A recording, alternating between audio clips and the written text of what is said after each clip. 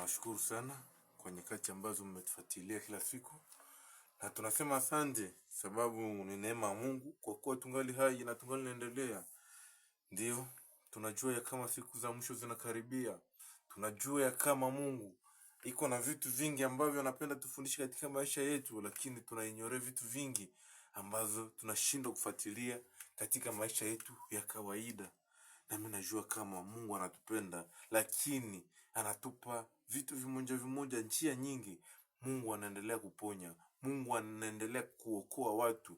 Ni kweli unaweza shindwa kunielewa sababu haujapata sijue neema ya kusikiza maneno ambazo zinatoka kwa Yesu Kristo, ambazo Yesu Kristo alipenda watu wabadilishwe nazo. Lakini Mungu anaokoa, Mungu anaweza, ni kweli, sababu nimemshuhudia katika maisha yangu. Mimi mwenyewe nikiona, sio kwamba niliambiwa na watu wengine, hapana, lakini ni Mungu yeye pekee niliyeshuhudia kwake ya kama Mungu anasamehe dhambi. Mungu ni Mungu kweli, na sijui ingekuwa wanadamu wangefikiria namna gani kuhusiana na mtu. Na ndiko tutakapokamata kitabu cha Mwimbaji tutaimba tu kipande kimoja na refrain yake. Wakati mwimbaji alipoona ya kama upendo wa Mungu imezidi, aliimba nyimbo. Ndiyo nasema hivi, ameniweka huru kweli, naimba sasa haleluya, kwa msalaba nimepata kutoka katika utumwa. Ameniweka huru kweli, naimba sasa haleluya, kwa msalaba nimepata kutoka katika utumwa. Nimeokoka na furahi, na dhambi zangu zimetoka, nataka nimutumikia Mwokozi wangu siku zote. Nimeokoka na furahi, na dhambi zangu zimetoka, nataka nikutumikia Mwokozi wangu siku zote. Ile ni ile yenye mwimbaji aliposikia kwa Mungu ikamjaza, akaimba nyimbo, sababu aliokoka. Donge ile furaha yake inaacha naimba wokovu yake ambayo aliyepata kwa Yesu Kristo. Na ndiko napokuambia ya kama ni kweli watu wengi wameokolewa. Ushuhuda ni wengi wa watu ambao wamemjua Mungu kwa kweli, bila ile ya kusema ukimjua Bwana na Mwokozi utaenda mbinguni. Hapana, wamemjua ile ya kweli ambayo mapenzi yake yeye anayotaka. Sababu tukisoma kwenye kitabu cha Yohane wa kwanza mstari wake wa pili kuanja kumoja mpaka 5, inasema ya kama tunamjua Mungu ni kama tumeshika amri zake, na mtu aliye katika dhambi aache njia ya dhambi, ili tuna mwombezi wetu ambaye ataweza kumwombea ili atoke katika dhambi. Mimi najua ya kama vitu vya wokovu wakati tunapoambiwa ni vitu tofauti sana katika maisha ya kawaida, lakini kwa maisha ya Kikristo, kwa maisha ambayo umemkubali Kristo, ni furaha sana. Na mimi nahitaji ile furaha iwe mioyoni ya watu wengi ambayo watakayemwabudu Mungu kwa kweli. Ndio sije yetu ya leo ilikuwa ni mapendo ya Mungu iliyeonekana kwetu, na alituma mwana wake wa pekee ili aokoe ulimwengu. Kwa hiyo wa siku ya leo tutasemezia ni mapendo kati yetu kwanza wenyewe. Ile mapendo alionyesha kwa wetu na akatuonesha na sisi tuyaoneshe kwa wanadamu wenzetu. Ndivyo alivyosema.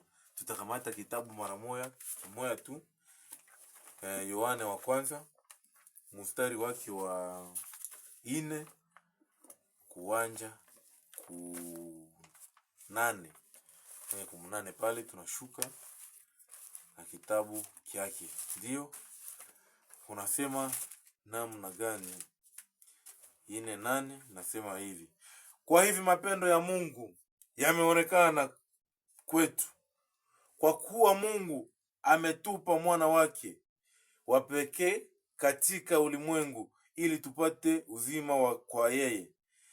Haya ndiyo mapendo, si kwamba sisi tulimpenda Mungu, lakini ya kwamba yeye alitupenda sisi, akatuma mwana wake kuwa kipatanisho kwa dhambi zetu. Wapenzi, ikiwa Mungu alitupenda sisi, hivi imetupasa sisi kupendana vile vile. Hakuna upendo aliyeonekana Mungu wakati wowote. Tukipendana, Mungu anakaa ndani yetu na mapendo yake yameoneshwa ndani yetu. Ndio, hii ni mapendo ya Mungu yenye tunaelezea. Mimi najua ya kama tulimaliza teme yetu ambayo inasema mapenzi ya Mungu ilionekana kwetu, lakini ilisema kwa ajili ya Mungu alivyotupenda. Ila leo tunaonesha mapendo iliyoonekana kwetu, na ni sharti ionekane kwa wanadamu. Hatutasema ya kama tunampenda Mungu kama hatupendane sisi wanadamu, kama hatupendane sisi kwa sisi. Lakini ili taonesha ya kama ni kweli tunampenda Mungu, ni wakati tutashika amri zake, na wakati tutapendana sisi kwa sisi, ni wakati tutapenda watu wote pasipo kusema huyu ni wa kabila fulani. Hapana, upendo wetu haona mipaka yoyote. Ndio, na ndio maana kwa siku ya leo mimi nakuambia ya kama mapendo ya Mungu wakati ilipoonekana kwetu, alipenda sisi wote tuokolewe. Mungu alipenda sisi wote tutoke katika dhambi, sababu dhambi, mimi nakuambia, ni kitu kibaya. Akose kama hawayafanyaka dhambi njoo utasema msee dhambi ni mzuri. Hapana. Mimi nashangaa sana, mimi najiuliza, mimi nasema je, koma wa kuujisha pombe wakati anatafuta travailleur haizi tafuta mlevi jua nini? Alors kena ni kwa kuujisha pombe.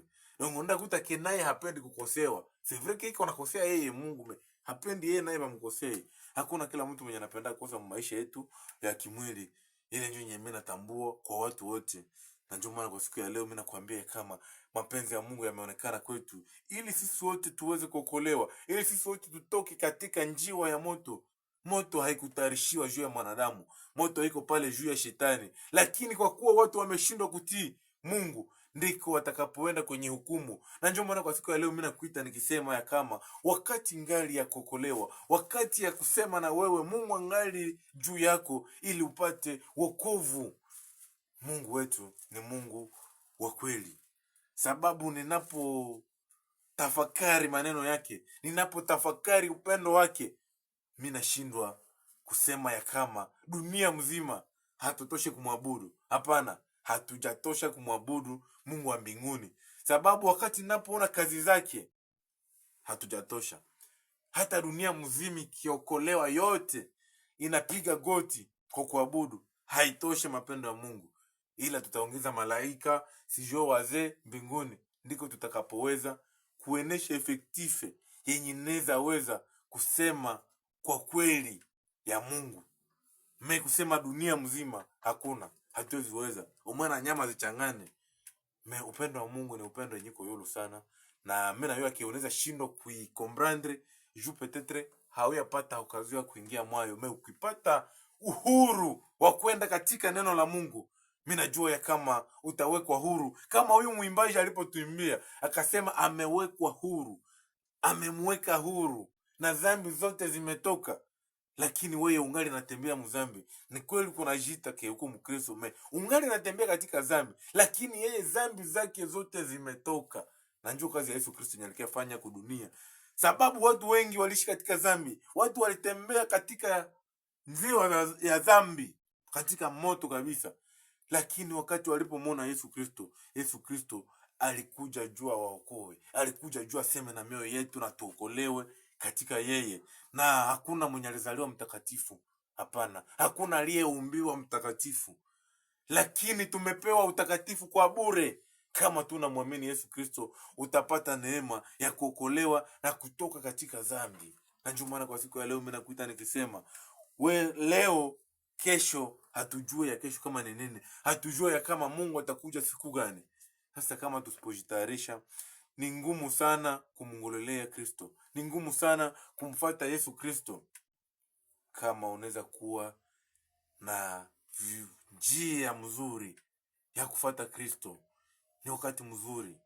Wengi ni vijana, wengi ni wazee, najua tunafuata na watu wengi, lakini tusipomfuata Mungu giza anavyosema, tusizani ya kama tutaokolewa.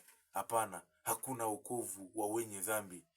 Kama leo hauwezi kuokolewa, hautaokolewa kaburini, lakini unaweza itika kuokolewa ukiwa hai, sababu dhambi ndiye adui ya Mungu.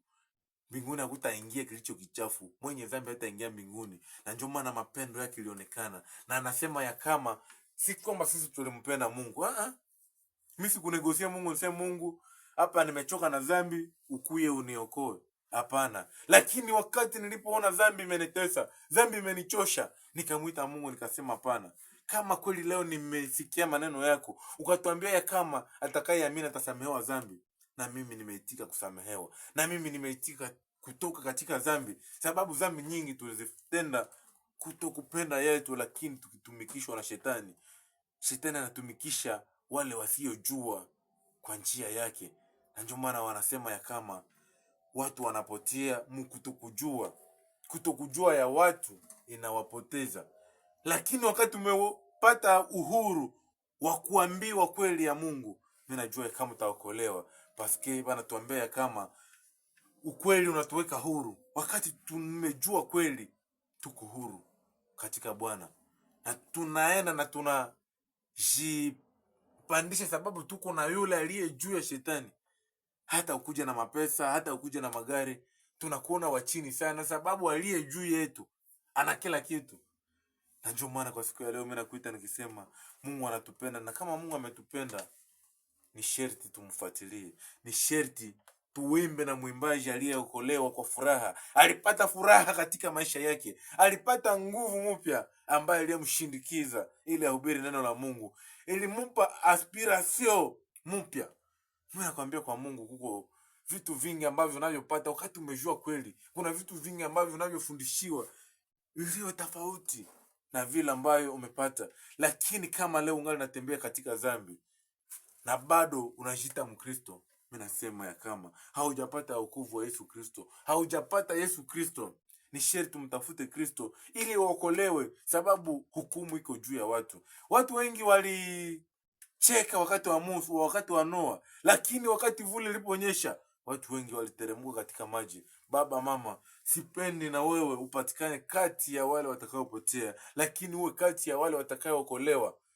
Ndio ile itanipa furaha, inatupa tumaini zaidi na kuwa na njia iliyo laini kwa Yesu Kristo. Sababu Kristo kile alichokufia ni kutosha watu katika dhambi. Na bado kama hatujatoka katika dhambi, pale hatujamuona Kristo. Sababu tukisoma hiyo Yohane wa kwanza mstari wa 3 kuanja 6 nasema ya kama anayetenda dhambi hakumuona Bwana, haukumuona Mungu, haujai muona. Sababu kama ungali natenda dhambi, hata Mungu unajiita pastere, hata mtumishi, hata mwimbaji, kama bado haujatoka katika dhambi, hapana, na bado mtafute Mungu, sababu dhambi ni adui ya Mungu. Hapana. Sababu tunaposoma katika kitabu cha Yohane wa kwanza tena mstari wake wa kwanza mpaka 5, donge tunaanza pale kipande kia kwanza kuanja kusenge yake. Kusenge inasema ya kama Mungu ni nuru, wala giza si ndani yake. Na tukisema tunamjua Mungu, ni kama na sisi tumefanana kama yeye alivyo nuru. Lakini kama tungali katika giza, tunajidanganya wenyewe. Baba, mama, usijidanganye, usifatani na mafundisho ya watu. Kuna mafundisho ya Yesu Kristo ametia bale, ni sherti watu wote waokolewe. Lakini wengi wamejitengenezea mafundisho ili wapotoshe watu. Ndiyo tunamalizia pale mapendo ya Mungu ambayo walituonesha, na wanasema ya kama ni sherti na sisi tupendane kama vile Mungu alivyotupenda. Ndiyo, mimi nawashukuru sana. Mungu awabariki na awalinde kokote mliko. Mimi nashukuru sana, asante sana. Ndio.